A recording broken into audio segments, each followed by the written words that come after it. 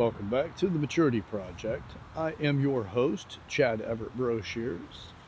So, today's conversation is about the challenges that you currently find yourself in. I know I talk about this often, but it's interesting because it doesn't fail. I go to social media and I see people complaining about the challenges they're going through. The beautiful thing about it is that if you choose to look at it differently, instead of being a victim to the circumstance, therefore you're out to try to get some sort of cathartic release by putting it out into the social media and have people, comment however they comment, like however they like, or react however they react, and somehow validate the challenge that you're going through and being something happening to you versus a lesson. So um, I'm sure that for the people that have gone on, that can recall what it was like being in school, the public school systems, or going into university or junior college or college.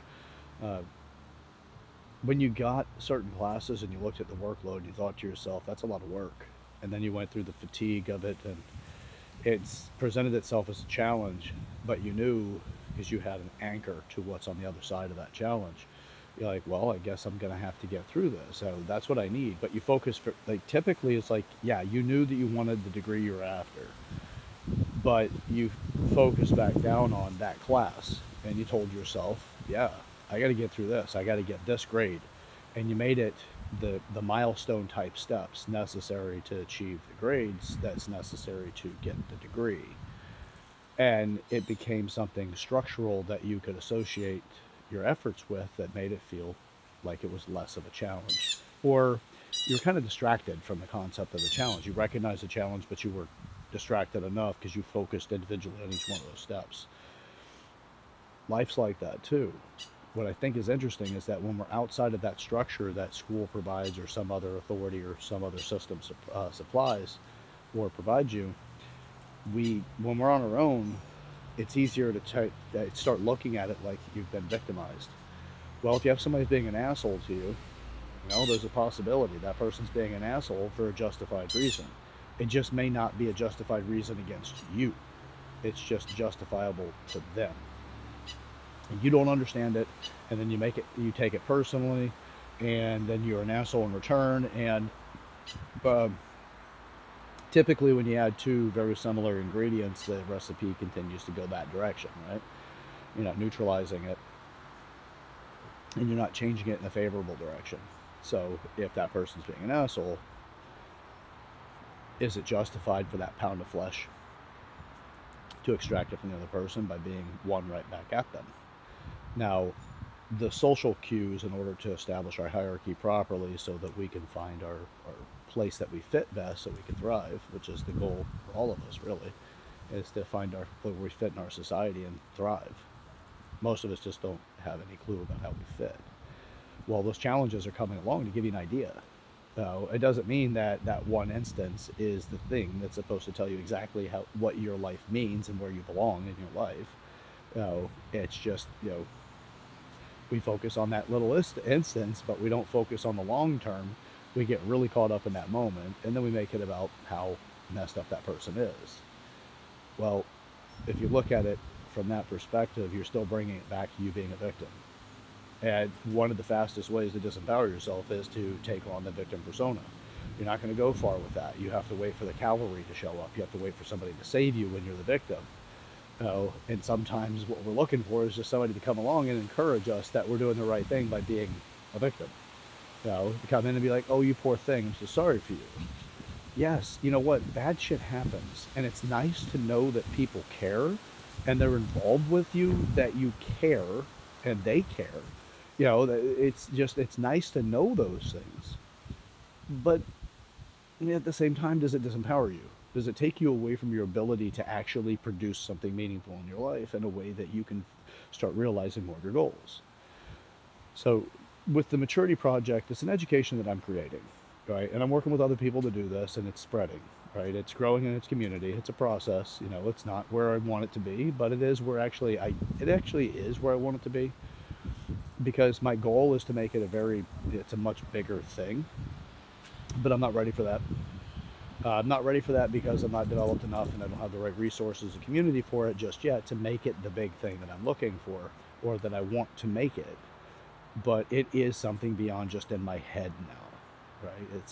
I recognize challenges that people go through. I read a lot and I connect with people. I love connecting and I really do enjoy doing the good work. I love doing things that help other people realize who they are and help them become, you know, one, having a fulfilling life. The other is to have an incredibly meaningful place in society so that other people have opportunities as well. It is spreading, the good work, but it's not enabling. I have no intention of doing things for people, like to do it for them. I'll do it with them, not for them. It creates its own unique challenges, and it's one of those things that I know that it's still going to take a lot more growth and maturity for me to go through this in order to make a better outcome for more people. So my goal truly is, and it's not solely altruistic, although I do actually, I'm driven more that way, but it's not solely that way. Obviously, I want to make a different experience in a different world for my family. I want to make that for my friends. I want to make that for, yeah, everybody I come across. I want to create something better for everybody.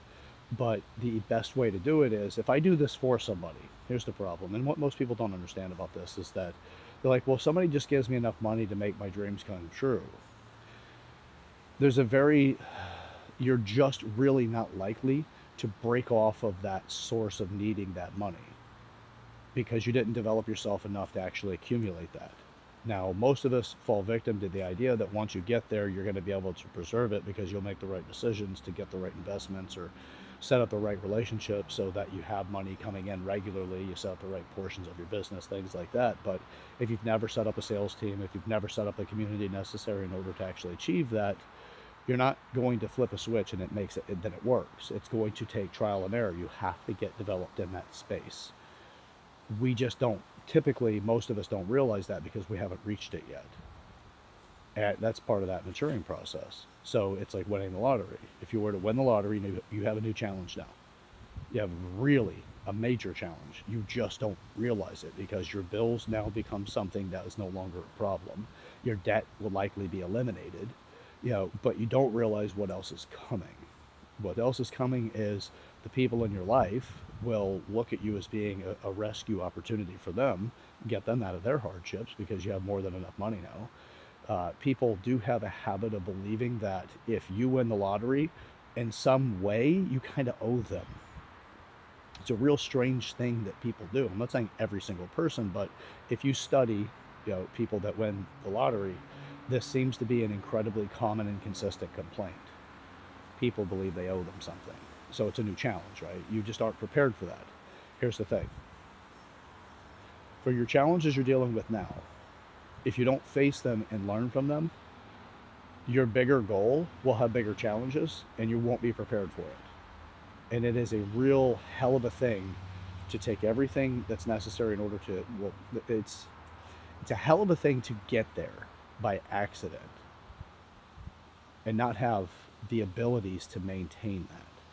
So to get there and then realize everything that you loved is slipping through your hands, right? Like this is my goal. I fell in love with it, and it's slipping through my hands like water through open fingers. It's just like it's just falling out. It's disappearing before your eyes. Unfortunately, that seems to be a common thing for people that do get lucky, right? Like I talked about the Hawk Tui girl over the last group recording with the Maturity Project with Justin and with Ed, and she was at a place and she said something that went viral. Well, then people came in and helped her create a podcast, and they helped her come up with merchandise, things like that, so that she could capitalize on that 15 minutes of fame and possibly maintain some significant step forward in fame or in a business model. So it's all intended. If you looked at it from the outside, you'd be like, hell, that's a great thing. You got people involved with her that know how to do these things. Well, you don't know what their motives are. So they came in, and the more ignorant you are, the bigger window for other people to take advantage of you. So the Maturity Project is about helping people understand where their ignorances are and develop those before they become a problem. So you don't want to win the lottery in order to be wealthy. For me, I really have always stated that I'd rather not win the lottery. I'd rather have all of the skill sets necessary to develop and accumulate that type of money, because I'd always be able to recreate it if for any reason if I lost it. Kind of like the Jordan Belfort thing. If you guys aren't familiar with The Wolf of Wall Street, he's another great example of people that just, and the way he presented the story and The Wolf of Wall Street, and the way that he talks about it, is he didn't quite realize what he was doing is illegal until he already got into a place where he realized the reward from doing something that was illegal or on the fringe of being illegal. And he was already kind of in too late and too far before he actually had the maturity to recognize what he was doing was truly wrong. It was occupying a very variable degrees of ignorance before he got there. And there really wasn't a whole lot of people that could tell him otherwise, because he accumulated what a lot of people like to call FU money. There's so much money available that was validating his abilities because he was successful, where other people were not even close to that level of financial success. And anybody that would have those life lessons necessary to help him so that he would not end up in the unfortunate outcome that he did end up with, at least when the FBI busted him, and then he went through all of his legal issues. He could have had somebody else help stop him, but he didn't have that luxury because he himself was the reason for not being able to get there. So he needed to take a very hard lesson. And it was, I want to say the judgment against him was like $50 million or something. Pretty absolutely astonishing. Oh, and he was not able to, or he's not allowed to make money the way he did previously in order to pay it back. So he had to come up with a new way of paying it back. And as far as I can tell, he's been doing a really good job at that. But the point of it is that he didn't have people along the way to help him understand that you have new challenges. And when they did sound the alarm to him, he was already too advanced in one particular area to care what they had to say. So people will come to you with the awareness to those challenges, but do what you can not to, just try to stay open to other people whenever they tell you that they may actually know something better than you do. Delivery is always something, and it takes a real skill set to be able to get out of your own way when somebody's trying to give you a message, when they do it in a way that isn't necessarily the most desirable. Whenever somebody comes along and says it in a way that seems offensive, moving your emotion of being offended out of the way and knowing when to do that is something that seems to be almost like a master level ability that very few people ever seem to accomplish, but you can work towards it. I like to ask myself, because I'm not perfect at it either, but I do like to ask myself, is what I'm hearing true?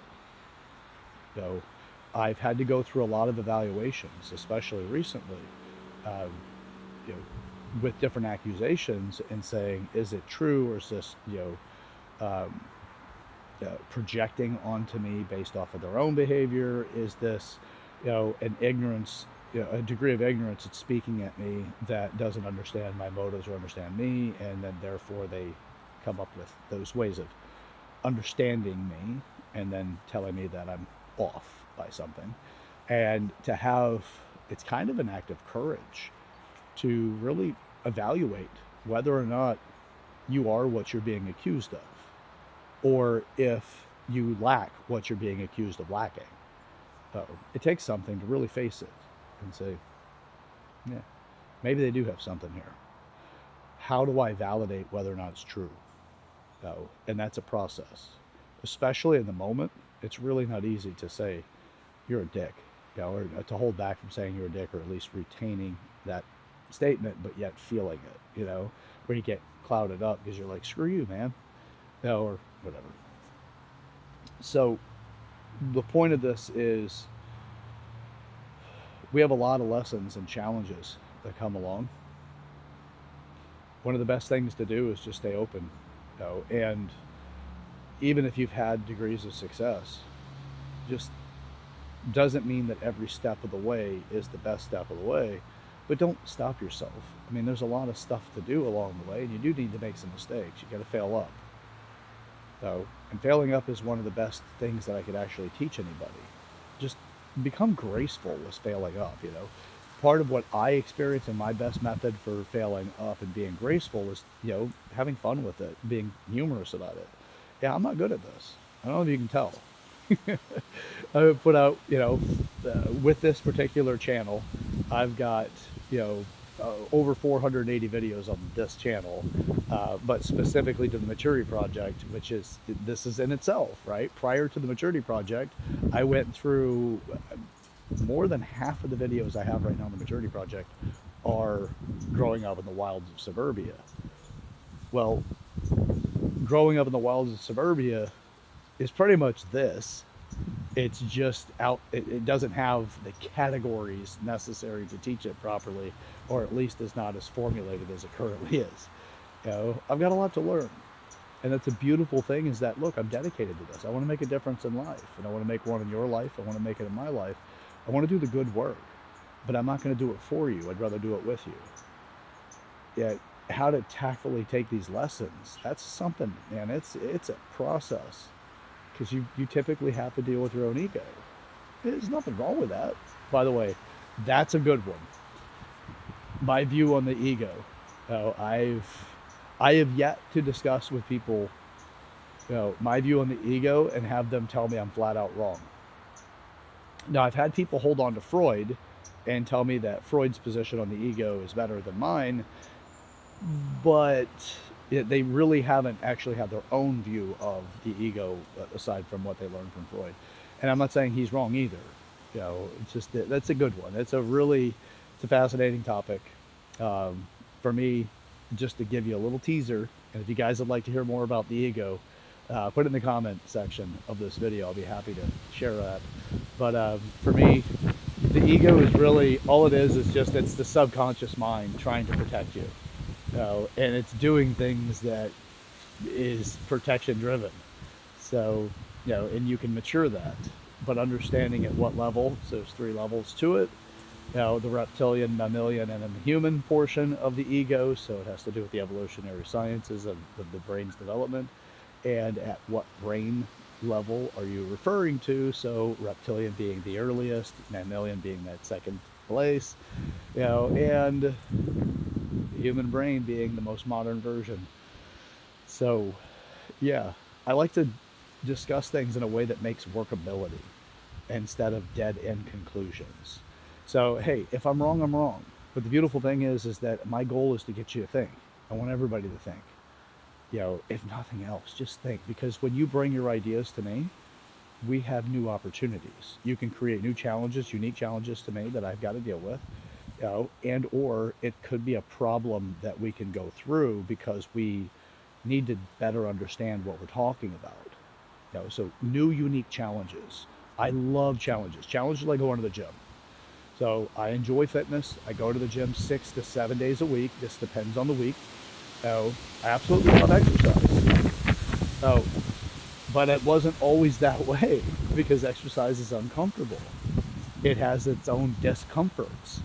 And this entire maturing process is the same thing. It's just what you've experienced, if you know what I'm talking about with the physical body, when you do exercise.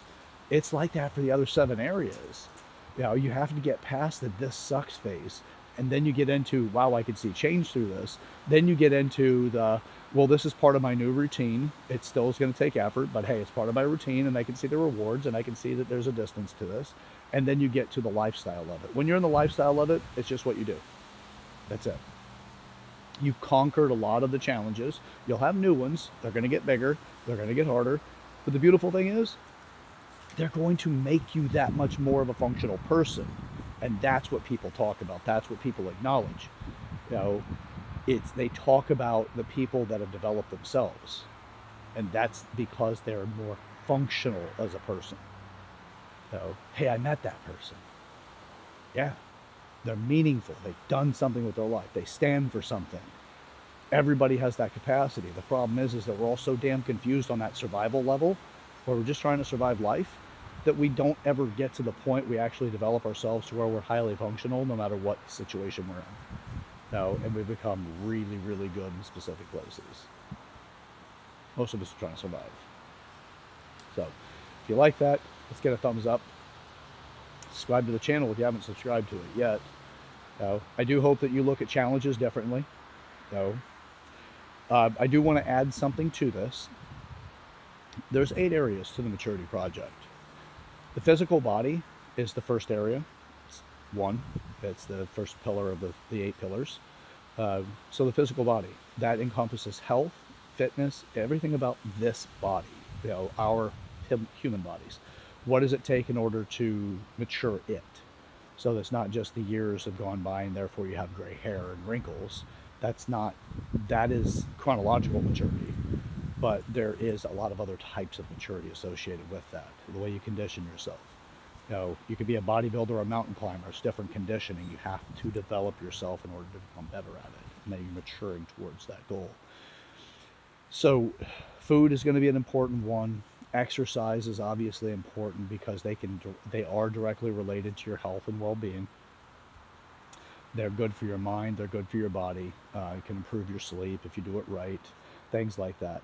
So I do want to add in one of the people that I've been working with recently. She may end up becoming more of a permanent stay in this channel and work with the Maturity Project. We'll see what the future holds.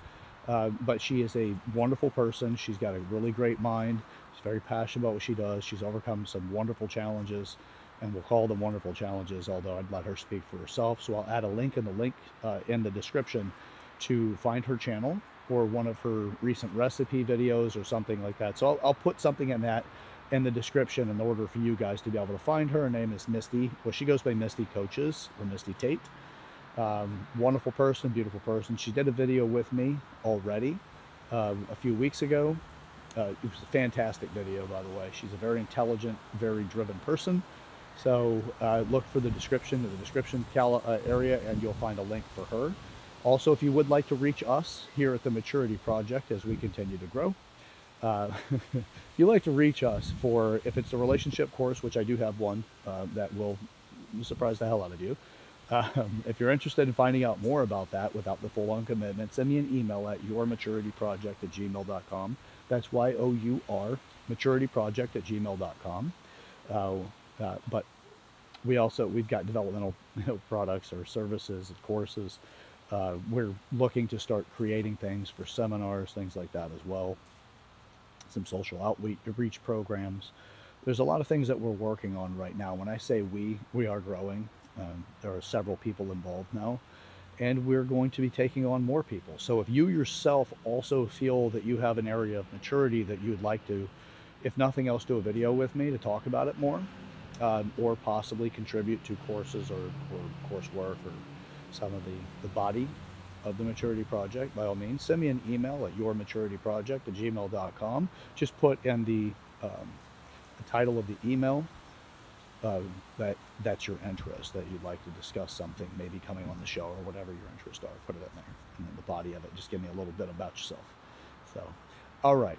Well, hey, look, I'm not afraid to look bad on camera.